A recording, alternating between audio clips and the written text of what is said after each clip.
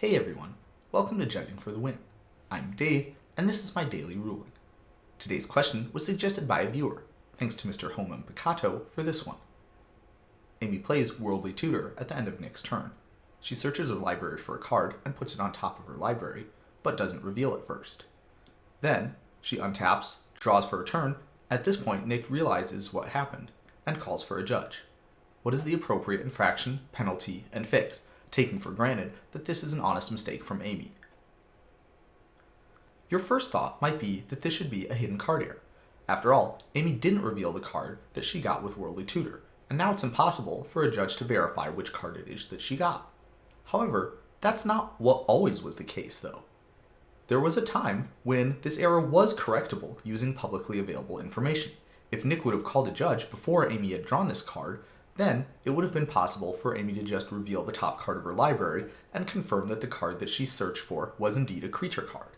The fact that the game state has progressed past that point and that this is no longer possible has no bearing on what the actual infraction that Amy committed was. Accordingly, this is actually a game rule violation. The problem Amy is getting an infraction for is not revealing a card that she was supposed to reveal. In other words, failing to follow the game instructions. Nick will also get a warning for a failure to maintain game state. Now, onto the fix. Of course, at regular rel, I would be perfectly happy having Amy reveal which card it was that she got and taking her at her word. Of course, at competitive rel, things are a little bit more formalized. There are two policy-supported fixes for a game rule violation like this. We could either leave the game state as it is, or perform a backup.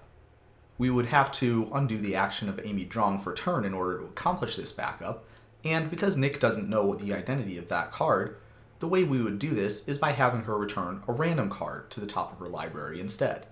Then we would have Amy tap all her permanents that she had tapped at the beginning of the turn, and go to the point where she was going to reveal the card with Worldly Tutor, and have her reveal the top card of her library at this point.